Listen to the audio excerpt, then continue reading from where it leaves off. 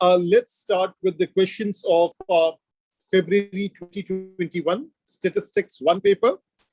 It's now labeled as paper 5, and the version that we are doing is 52. Let's look at the first question. The first question is about a fair spinner with 5 sides numbered 1, 2, 3, 4, 5 is spun rapidly. The score on each spin is the number on the side on which the spinner lands. Now, when we read the first 2 sentences, the first paragraph, the question seems either it's a binomial probability distribution or it could be a geometric probability distribution. But when we move to the next part, the question says, find the probability that a score of 3 is obtained for the first time on the 8th spin. That means as soon as you achieve success, you would stop over here. So therefore, this is a geometric probability distribution question. That is the first step. If it's a geometric probability distribution, X follows a geometric probability distribution, and there should be a probability of success. Since it's talking about getting a 3, it's 1 out of 5. This is 0.2. So 3 is one number. 1, 2, 3, 4, 5. Probability of getting a 3, it's 1 over 5 or 0.2. This is our success. Therefore, our failure in this particular question, the probability of failure is 0.8. Now, obtaining success on the 8th spin. That means there should be 7 failures and the 8th one should be the success. So therefore, the failure would be 4/5 or 0.8 raised to power of 7 and 0.2, that will be our success. So this is the first part, the calculation for the first part. Now, if we move to the second part, what does the question say? Find the probability that fewer than 6 spins are required to obtain a score of 3 for the first time. Now, if we think logically, fewer than 6 spins, it could mean at most 5 spins. So fewer than 6, probability X lesser than 6, that is the same thing as probability X is lesser than or equal to 5. So therefore, I can write less than 6 is the same thing as less than or equal to 5, or it could be written as at most 5. Now, there are 2 very particular expressions that we use. The first one is in geometric probability distribution, probability X greater than n, that would be failure raised to power of n, and probability X lesser than or equal to n, that is 1 minus failure raised to power of n. Now, which one is applicable over here? The second one is applicable over here. So probability X is less than or equal to 5. That would be 1 minus probability of failure raised to power of 5. And that will be our answer. Now, someone could ask this question that can they calculate individual probabilities and they add it up? Of course they can. They can calculate probability X is equals to 1, probability X is equals to 2, similarly X is equals to 3, X is equals to 4, X is equals to 5, and then they can add it all up. Naturally, it would boil down to this, but this is the shortcut that they can use. So we have done the first question of February 2021 S1 paper. Let's look at question number 2 of February 2021 S1 paper. There is a person, Georgie. She has a red scarf, a blue scarf, a yellow scarf. So there are 3 scarves in 3 colors. Each day, she wears exactly one of these. The probabilities for the 3 colors are 0.2, 0.45, 0.35 respectively. When she wears a red scarf, So when she wears a red, she always wears a hat. So the word always means probability is 1. When she wears a blue scarf, she wears a hat with a probability of 0.4. When she wears a yellow scarf, she wears a hat with a probability of 0.3. Now, let me first draw the tree diagram. Now, nowhere in the question does it ask me to draw a tree diagram, but it's always a good idea to do so. So first of all, a tree diagram with 3 branches. That is the first thing. And then 3 branches in front of each one of them. So this is the first one, this is the second one, and this is the third one. So first of all, I'll label red, blue, yellow. So this is red, this is blue, this is yellow. This is for the scarves. And then about the hat, now there should be 2 branches in the head, not 3. So let me correct my working. There should be 2 color. It could be yes or no, hat or no hat. So it could be wearing a hat, yes, no, yes, no, yes, and no.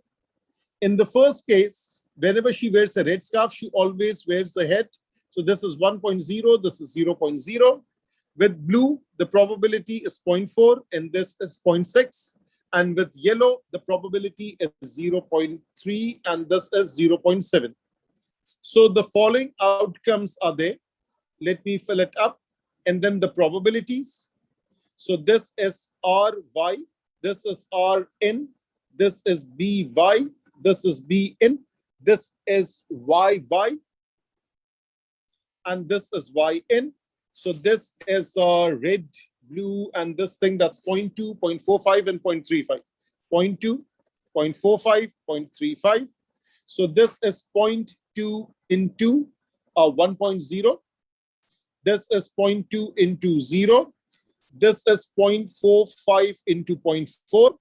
This is 0.45 into 0.6. This is 0.35 into 0.3.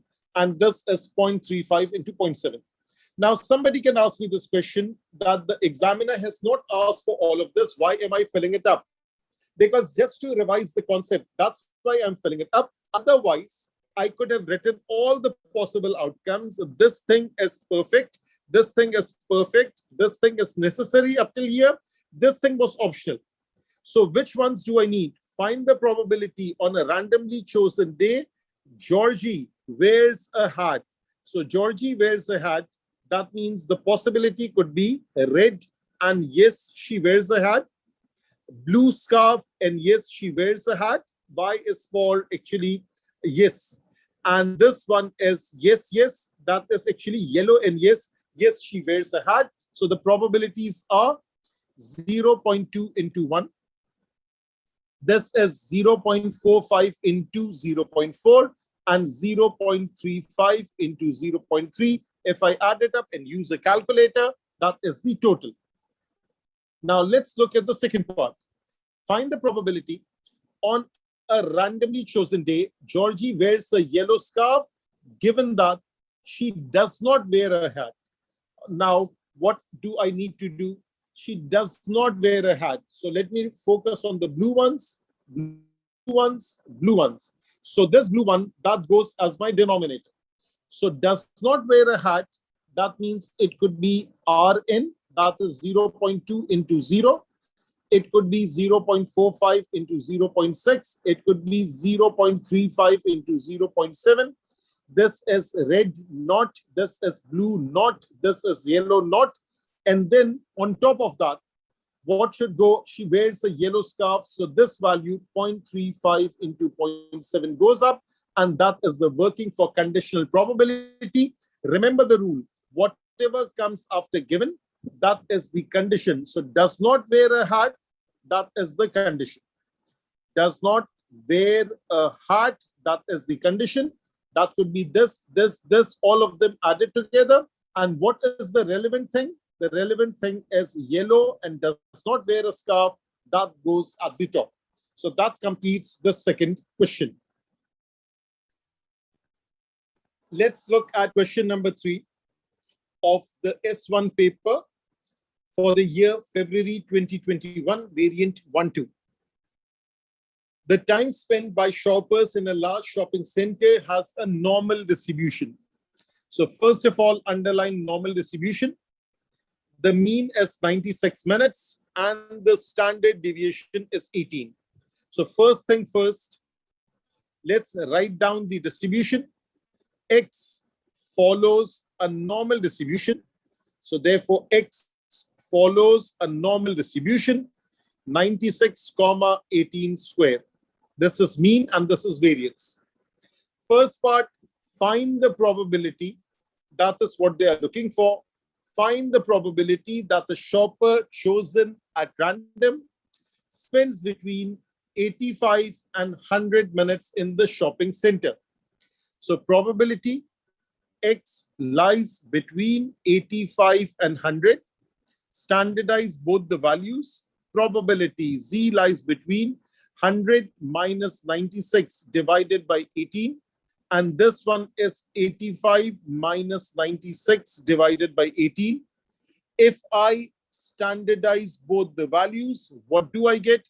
Probability Z lies between the value on the right, that's 0.2222. I'm working in 4 significant figures.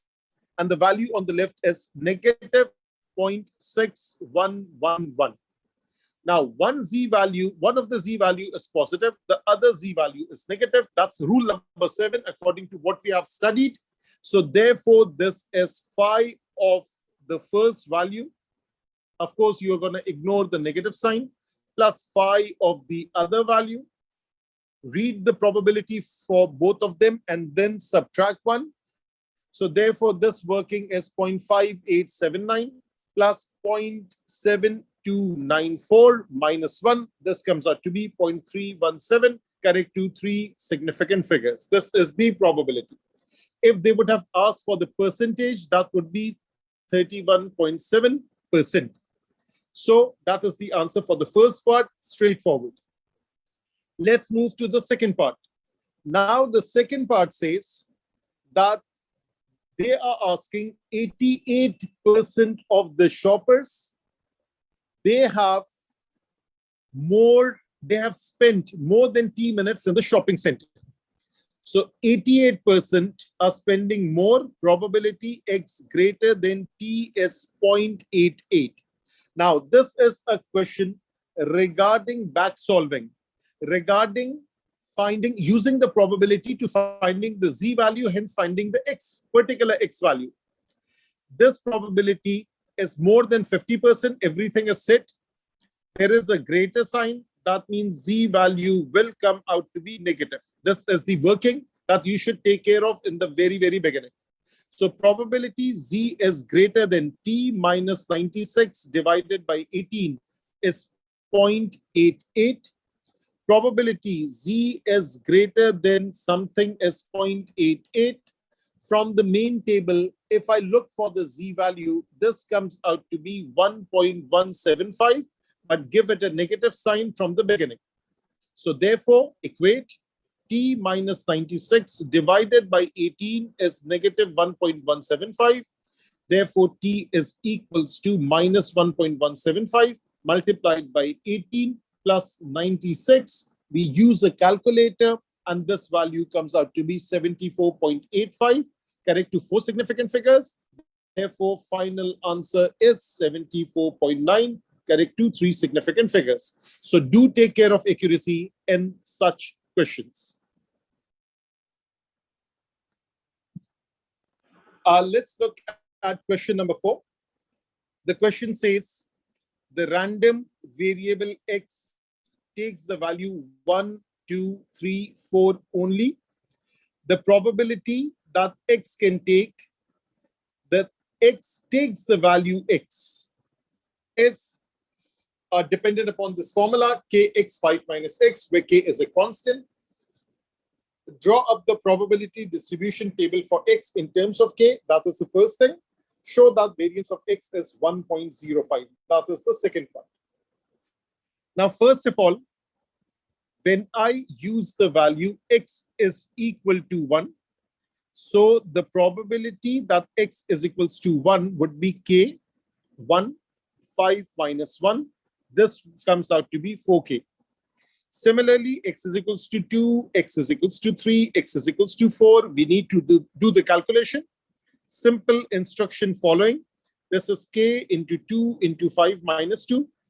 Probability x is equals to 3. That's k into 3 into 5 minus 3. And probability x is equals to 4. That is k into 4 into 5 minus 4. So now this one is 2 into 3. That is 6k. This one is 3 into 2. That's also 6k. This is 4 into 1. That is 4k. So what is the table that we are looking for? The table is basically something like this. We have the x values.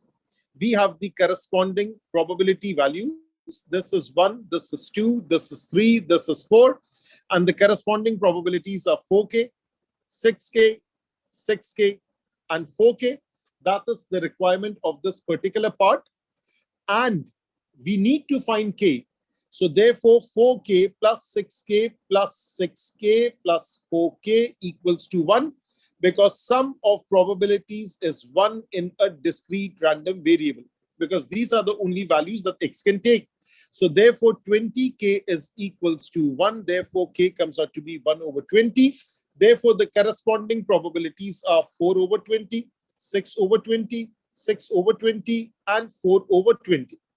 Now, if I want to calculate expectation of x, that is sigma x into corresponding probability. So that is 1 into 4, 2 into 6, 3 into 6, 4 into 4. I could have also reduced the fractions and therefore divided by 20. So this is 4 plus 12 plus 18 plus 80. So therefore 80 plus 30, that is 110 plus 4, 114 divided by 20. So this is 114 over 20. Similarly, expectation of x square, that is sigma x square into p. Therefore, this is 1 square into 4, 2 square into 6, 3 square into 6, 4 square into 20 divided by 20, and you will still get some other value. And similarly, variance of x, that is expectation of x square minus square of expectation of x, and then you should get the answer. Variance of x is 1.05. So a little help from the calculator will be needed in this particular part. Let's look at question number 5. S1 paper, February 2021. The question says, a driver records the distance traveled in each of his 150 journeys. So the total number of journeys that he's taking is 150. That means this, and this added together is 150. Now it says the distance correct to the nearest kilometer are summarized. Draw a cumulative frequency graph to illustrate the data. Now, first of all, what is the very first thing that you need to take care of?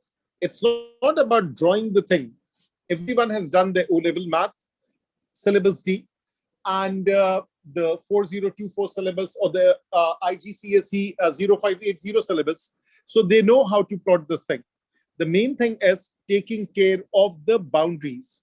So the first is between 4 and 5, there is a gap of 1 unit. Between 10 and 11, gap of 1 unit, and so on. So we will add and subtract 0.5. So this is negative 0.5 till 4.5. This is 4.5 till 10.5. This is 10.5 till 20.5. This is 20.5 till 30.5. This is 30.5 till 40.5. And this is 40.5 till 60.5. So these are the boundaries. That is step number 1. Now, in order to plot this thing, what needs to be done? What needs to be done is that I need to make a table. So let me make a small table over here. So a table without any color in it. And I can use this. And this is the upper class boundary. Of course, that will be in distance, in kilometers. And this will be the upper class boundary. And over here would be cumulative frequency. The upper class boundary for the first class is 4.5. And then it's 10.5. And then it's 20.5. Then it's 30.5. Then it's 40.5. And then it's 60.5. Now, if I look at this thing over here, how many frequencies are below 4.5? So I'll say 12. And below 10.5, that will be 16 plus 12, that is 28. And this would be 32 plus 28, that would be 60. 66 plus 60 is 126. 126 plus 20, that would be 146. And 146 plus 4, that will be 150. That's how you fill up the table.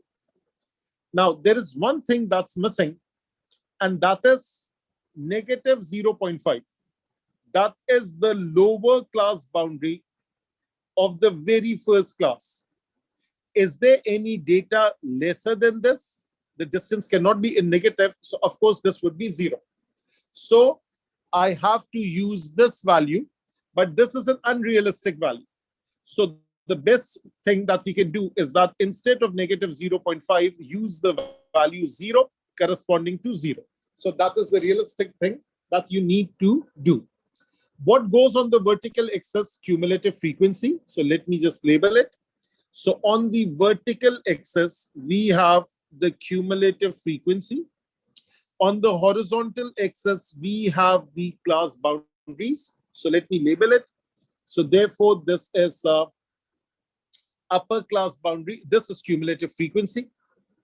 And this one is upper class boundary, which in this case is distance in kilometers. And the values are ranging from 0 till all the way till 60.5. So this is 0, and this is, I can start with 4.5 and 10.5, and you can just label it and plot these values. You can either draw a cumulative frequency curve, which most people do. Some people also like to draw with short line segments, join the point with short line segments. So that's a cumulative frequency polygon. And then what comes next? 30% of these journeys, the distance traveled is d kilometers or more. So use your graph to estimate the value of d. Now the thing is, CF graph is based upon the concept of less than.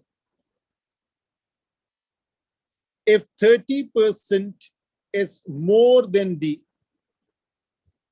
more than or equal to doesn't make a difference. Therefore, 70% would be less than d. So therefore, 70% of cumulative frequency, 70% of 150. So that would be 105. So this should be on the y-axis. You touch the graph, whatever that cumulative frequency graph that you have. Let me draw a little one. So this cumulative frequency graph would be something like this. So you would go and you would go to this value of 105, touch the graph, read off the value. That value is d. This you can do once your graph is completed. What is the next part? Calculate an estimate of the mean distance traveled for 150 journeys. So for 150 journeys, I need to calculate this thing. That is the original graph and use the mid value. So let me erase this portion over here. So let me erase all this extra detail from here. And let's use the mid value. That would be x, 0 and 4, that's 2. And 15 divided by 2 is 7.5. 11 plus 20, 31 divided by 2, 15.5. 51 divided by 2, 25.5. And 71 divided by 2, 35.5. And this comes out to be 55.5. So now this is x, this is f. And which formula would we use? Mean distance x bar is sigma fx over sigma f, and then you would calculate the average distance traveled for 150 kilometers. Got the idea? So that would be 2 into 12. Let me take a snapshot of this. So somewhere here, this is like this. And if I can copy it over here. Okay, the values are not there. So I can just write in the frequency values: 12, 16, 32, 66, 20, and 4. 12, 16, 32. And then what do we have? We have 66, 20, and 4. So 66, 20, and 4. And let me do a little bit of calculation. So therefore, x bar is 2 into 12, 7.5 into 16, 15.5 into 32, 25.5 into 66, 35.5 into 20, and 55.5 into 4. Of course, calculator is needed. Everything added together divided by 150, that would be the value of mean. And of course, do take care of the accuracy.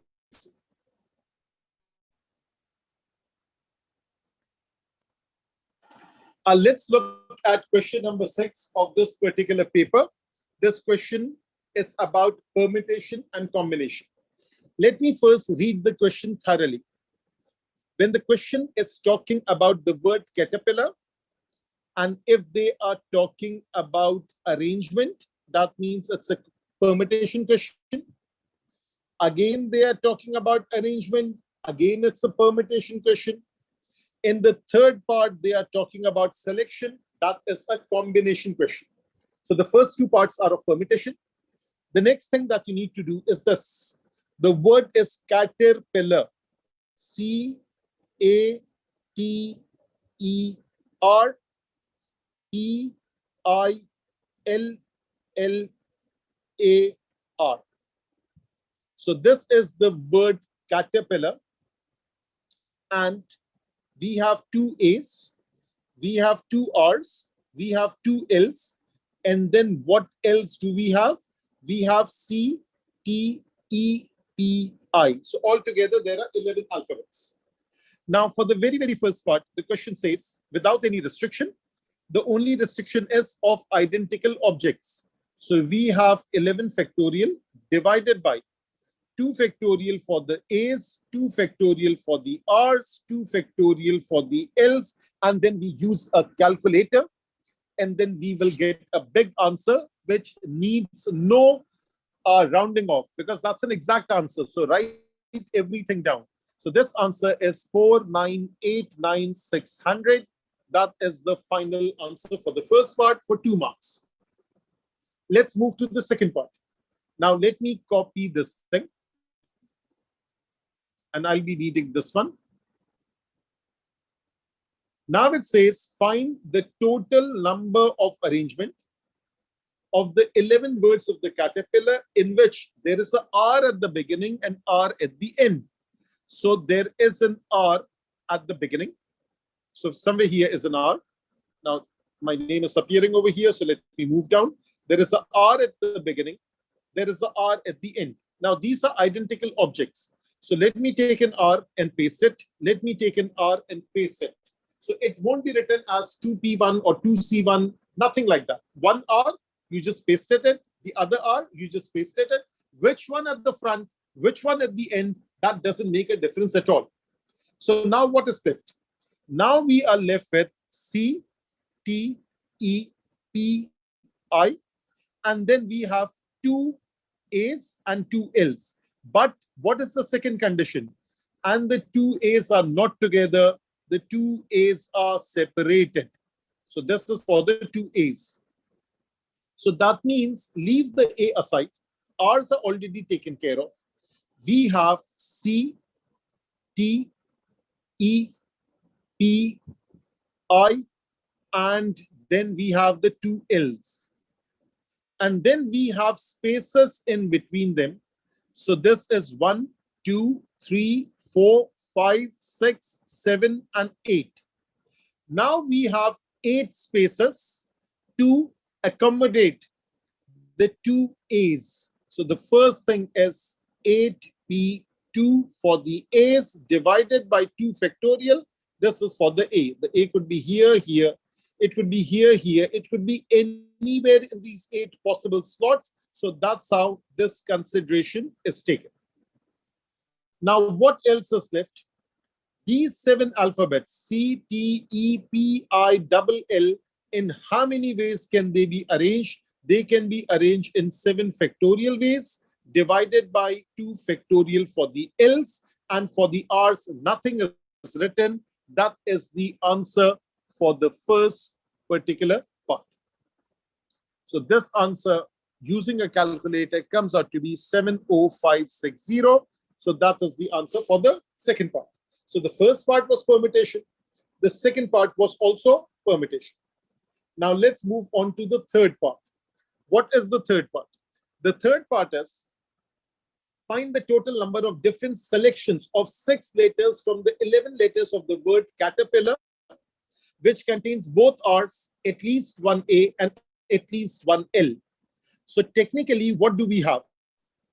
We have 2 R's, 2 A's, 2 L's, and we have 5 other alphabets. So we have 2 R's,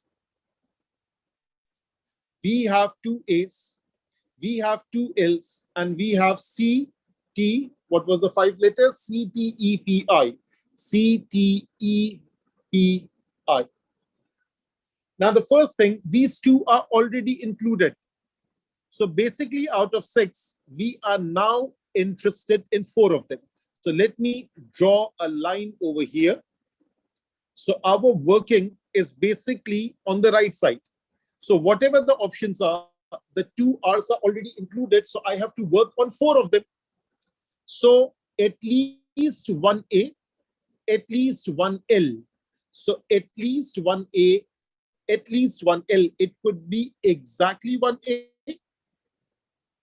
It could be exactly one A, exactly one L. It could be exactly one A, exactly 2L. It could be exactly 2A, exactly 1L. And it could be 2 and 2. These are the 4 options that could arise. If I'm choosing 1 and 1 from here, so I need to choose 2 from here. If I'm choosing 1 and 2 from here, I need to choose 1. 2 and 1, I need to choose 1. 2 and 2, I need to choose 0. And these 2 are already taken, so they are not bothering us. Out of 6, we are now focusing on selecting 4 from double A, double L, CTEPI based upon this parameter. So the answer for this part is 5P, 5C2, because it's combination. That is 10.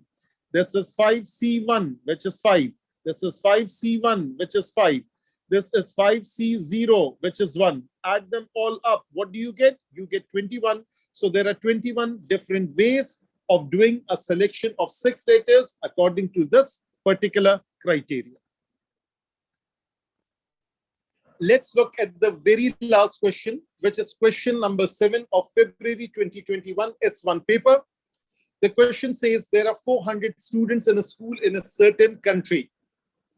Each student was asked whether they preferred swimming, cycling, running, and the results are given below. So first of all, there are 2 categories. One for female, the other is for male. And then there are 3 categories. This is for swimming, cycling, and running. Now, all these numbers, they will add up to 400. The first part, a student is chosen at random. That means the denominator will be 400. Find the probability the student prefers swimming. So 104 and 31, let me add it up. That would be 135 out of 400. As such, there is no need of reducing this fraction because the examiner has not said so. But if you want to reduce it, go ahead and reduce it. So therefore, this will boil down to 27 over 80. And in decimals, this will give you an exact answer, 0.3375. There is no need of rounding off because this answer is exact. That is the first part. Second part, determine whether the events, the student is male and the student prefers swimming. So the question is about student is male, and then the question is about the student prefers swimming, are independent, justifying your answer. So this is male, this is swimming, and then I would be talking about swimming and male. So first of all, when we talk about male versus swimming,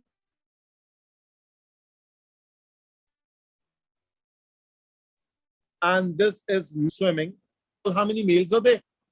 So male is 31, 57, 92. So 31 plus 57 plus 92. So this is 172, that's 10, 30, 50, 80, 80, 90, 170, that adds up to 180. I'm just adding up the numbers first. Swimming, 104 and 31, which is 135. 104, which is 130. And the last, that is swimming and male. So swimming and male, that is just this number, which is 31. Probability of male is 180 over 400. Probability that the person is interested in swimming, that is 135 over 400.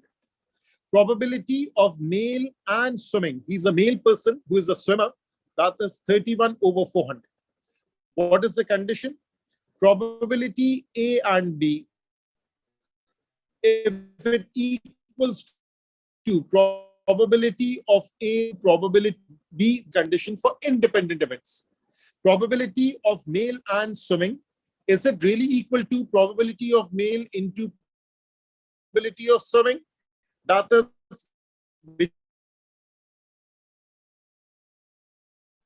31, and this is therefore the events being a male and being a swimmer. These two events are not independent. So they are not. So let's continue with the second part of question number 7 of this February 2021 paper. The question says, on average, at all the schools in this country, 30% do not like any sport. Do not like any sport is also written at the end of the first part. That means, first of all, I have to determine that the success in this part is 0.30, failure is 0.70, and then I'm reading the question again. What does it say? 10 of the students from this country are chosen at random. Find the probability at least 3. So n is your 10. So I'll write x follows a binomial distribution 10, 0.3. At least 3. Probability x is greater than or equal to 3. That is 3, 4, 5, 6, 7, 8, 9, 10. That's too much to calculate, which is 1 minus probability x is less than or equal to 2. So 1 minus 10C0, and then 10C1, and then 10C2. I'll calculate all these with the respective probabilities. This is 0.3, 0.3, 0.3, 0, 1, and 2. And this is 0.7, 0.7, 0.7. This is 10, 9, and 8. And I'll add it all up, and I'll get the answer for this part. Of course, the answer will first come out to be 4 significant figures, and then you will round it off to 3 significant figures. That is the first part. Now, let's continue with the question. What does it say? Now the question says, 90 students from this country are now chosen at random. So now instead of 10, we are choosing 90 students. Use an approximation. Find the probability. Fewer than 32 do not like any sport. So success is still the same. Now n is equals to 90. P is equals to 0.3. Q is equal to 0.7. NP, that is 90 into 0.3, that is 27. And NQ, that is 90 into 0.7, which is 63. And NPQ, that is 90 into 0.3 into 0.7, using a calculator, that comes out to be 18.9. This and this is for justification. Since NP is greater than 5 and NQ is greater than 5, therefore X follows a normal distribution, NP, comma, NPQ. So this NP is your mean and NPQ your variance. So this is your variance and this is your mean. So that goes over here. What is the next thing? Probability X is less than 32. So what do you have to do? That is the continuity correction. So draw a number line, mark 32 in the middle, lower class boundary 31.5, upper class boundary 32.5. This value cannot be used because that is from the discrete data. So lesser than 32, it could be this. Lesser than 32 could be this. Since 32 is not inclusive, I'll choose this one. So therefore, probability X is lesser than 31.5. Probability Z is lesser than 31.5 minus 27 divided by square root of 18.9. Use a calculator, standardize. Z is lesser than 1.035. That is phi of 1.035. Read the table. Therefore, this comes out to be 0.850. That means 85.0%. That is the answer for the very last part of question number 7. And that completes the complete paper of S1